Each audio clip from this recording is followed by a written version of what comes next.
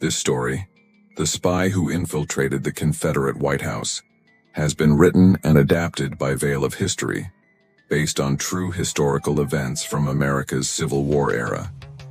It is inspired by the extraordinary life of Mary Bowser, a woman whose name was nearly erased from history, yet whose bravery changed the course of a nation.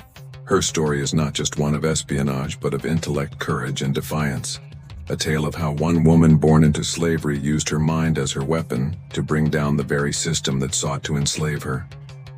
What you're about to hear is a retelling of that secret war fought not with guns or armies, but with secrets whispered in candlelight and letters passed in the shadows. In the heart of Richmond, Virginia, during the blazing years of the Civil War, a woman walked unseen through corridors of power where no one suspected her true allegiance. Her name was Mary Bowser, born into slavery, raised in bondage, and freed by the kindness of her former owner, but destined for far more than freedom. Mary had a mind sharper than any blade. Her memory was said to be photographic, her intelligence dazzling. When she was sent north to receive an education, no one could have guessed that this quiet girl would return years later as a ghost in the enemy's capital, a spy inside the Confederate White House itself. It was a humid summer evening when her story began in earnest, when Richmond glowed under the flicker of gas lamps, and the city buzzed with war plans and whispers. Jefferson Davis, the President of the Confederacy, trusted only a handful of people in his household, and among them was a maid, quiet, polite, and visible. He never imagined that this servant was the Union's most valuable spy. From her position dusting his desk, pouring his tea, or arranging his papers, Mary read the secrets that men killed to protect. She memorized every letter, every coded message, every military plan that crossed that desk. Then, when night fell and the household slept, she passed those secrets through the underground network. Intelligence that would save thousands of Union lives and turn the tide of battles far from Richmond's cobbled streets. She lived in constant danger, every breath a gamble. One wrong glance, one wrong word, and she would hang without trial. Yet she never faltered. Day after day, she moved like a shadow through the Confederate president's home, listening, remembering, surviving. The servants whispered that she had strange luck, that she could vanish from a room unnoticed, that no one ever seemed to hear her footsteps. But it wasn't luck. It was mastery. Mary had learned the art of invisibility long before she became a spy.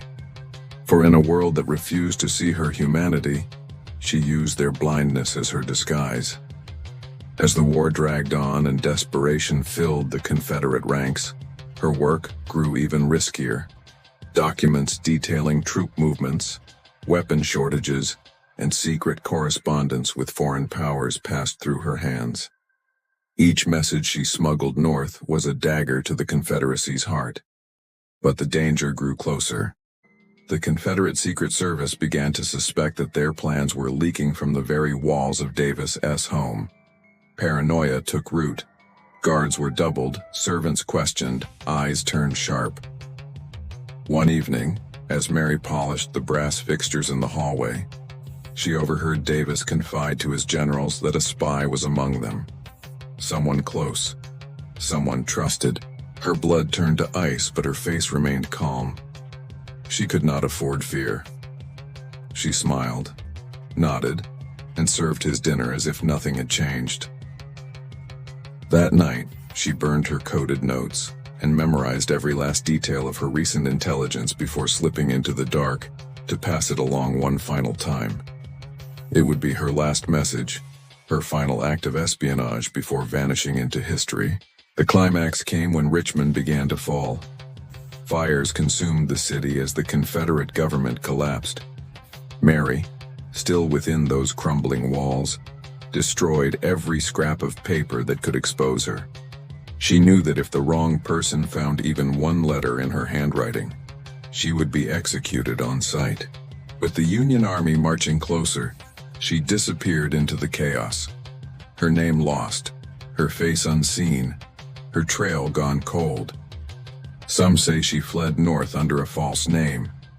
Others believe she died quietly in Virginia, never revealing who she was.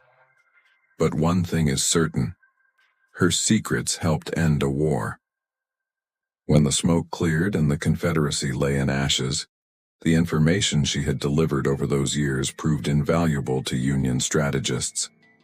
She had turned her very existence, something society devalued, into her greatest weapon. And though history nearly forgot her, Mary Bowser stands as one of America's greatest spies. A woman who fought not for fame or recognition, but for freedom and justice. Her story reminds us that true courage often hides in plain sight, that heroism doesn't always wear a uniform or carry a rifle. Sometimes it wears an apron, walks softly, and listens carefully. The same hands that served tea also dismantled tyranny. The same eyes that appeared humble saw through the lies of a government built on cruelty. In the quiet corners of history where most never look, she stood watch, a silent warrior in a war of words and wit. And as the Confederate flags fell and the Union rose again, Mary Bowser's legacy lived on, not in marble or medals, but in every whispered secret that brought liberty closer. Because sometimes the most dangerous weapon in the world is the mind of a woman no one thought could fight. Thank you for joining us to hear this incredible story. If you were moved by Mary Bowser's bravery, please like this video and share it with someone who needs to hear it. Don't forget to subscribe to Veil of History for more hidden stories from the past. We'll see you next time.